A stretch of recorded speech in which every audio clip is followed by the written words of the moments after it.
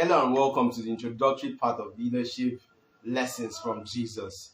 I promise you this is going to be an amazing ride as we're going to have a lot to learn together on this journey of this series. So leadership lessons with Jesus. Let's just have an introduction. What is leadership? Leadership is that ability to guide people towards the achievement of a goal, to inspire and to guide people towards the achievement of a goal. And so leadership, I believe, is one of the greatest needs of our time. Why do I know so? When you look around, you see problems that are begging to be solved. And these problems are not the same type and shape in different places and landscapes. There are problems in the third world. There are problems in the first world countries.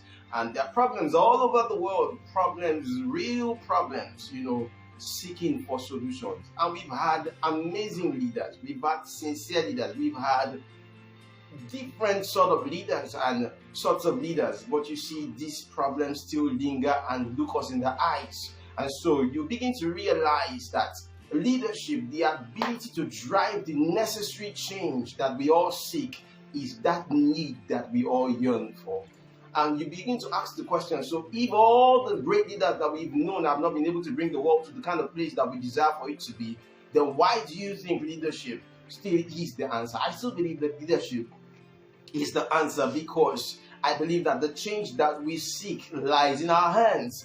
And I believe also that God, who created the world, has also shown us, giving us a clue that leadership will solve the problems of this world.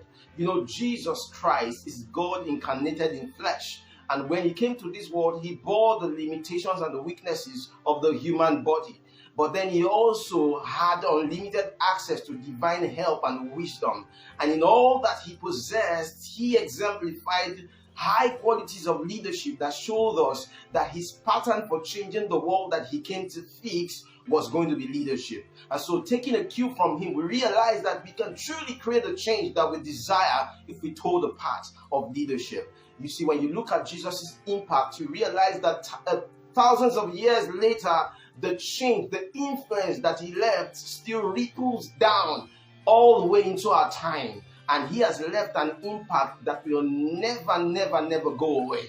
And so he's an example of the person that we want to look to if we want to see a model for the kind of change that can last. So that's why we'll be looking at leadership lessons from Jesus, because I strongly believe that you watching me right now, you are the change that we need in this world. And so what is the kind of change that Jesus modeled? First of all, I need us to begin to see in the very simple stories that we know about Jesus, the very idea that he left leadership lessons that have been adopted, even though unknowingly, by many great leaders in our time.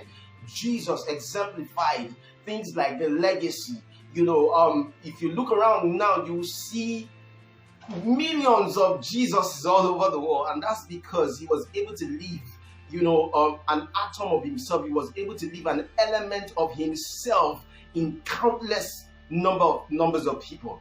That's the idea of legacy. So even though Jesus is going to be with the Father, who he represents and who he is still seen in so many people. That's an idea of leadership. The idea of legacy, that what you live for does not die when you pass away from the earth. And so that's legacy. And then there's responsibility, there's integrity, there's vision casting, there's problem solving. There are so many leadership principles that Jesus exemplified in his lifetime upon the earth. And he's the one who came as God incarnated to solve the problems of this world.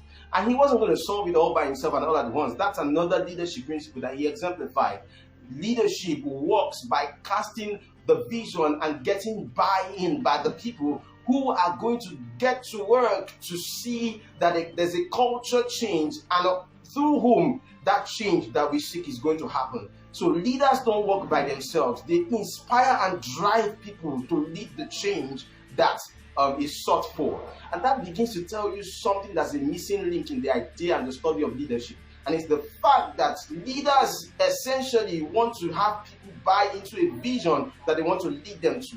But if you look at what Jesus did, he not only casted the vision, but he imprinted the vision in the hearts of the people so much that you do not only have one leader, but you have several leaders on different layers bearing the same passion and the same vision that he had, but in different structures of the particular system that he built and he created. And that's the kind of leadership we're looking at. This is called transformational leadership. So transformational leadership does not work positionally alone, because positional leadership is great. It makes for structure and order. God instituted positional leadership so much that from a particular structure, we are able to guide everyone and give direction to where everyone is going to. But you see, where there is positional leadership without first a transformation from within, you see that when you have leaders that are not able to produce the change that is sought for. So transformational leadership works by causing the change that we desire on the inside of the people that desire the change. First of all, the leader is the one that is the first to be transformed, and the change seen in him inspires change in the lives of those that are around him that he seeks to lead. And so you can't be a leader, therefore, without necessarily holding a position. If you are able to cause change or transformation from within you so much that you represent what you seek to see in your environment, therefore, you will be the rallying point for the change that you seek. You know, Jesus saw darkness in the world, and he didn't say, let's go light a candle, let's go light a lamp. He said, you become the light, and you are the light of the world. And then he said, a city set on a hill cannot be hid. In essence, he's saying, when you become the light, every problem will navigate their way to you so much that you will illuminate your world that you seek to light up. And so he's saying, in essence, you don't look outwards for the change that you seek. You become the change, and you light up your world with the change that you need. And that's what we're going to be talking about in the rest of this series, transformational leadership. When we have transformational leaders at all stratas, we would realize that it will be easier for positional leaders to emerge.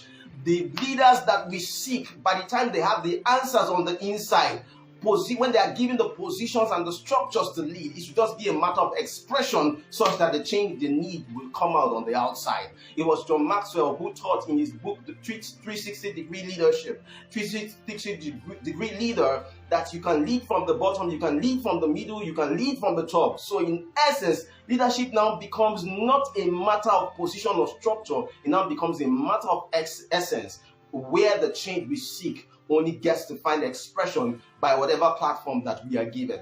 And so we are calling on us by the calling that's already on our lives. There's a calling on you. There's a calling on you to birth the change that we need in this world.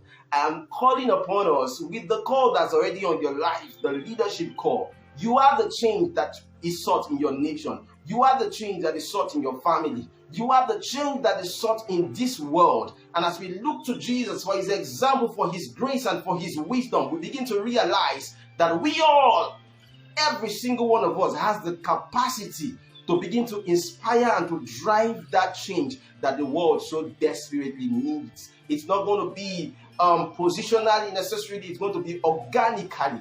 So much that from every nook, from every cranny, we have lights and different lights shining from every corner, and our world will soon be beaming with the light of the change that we so strongly desire.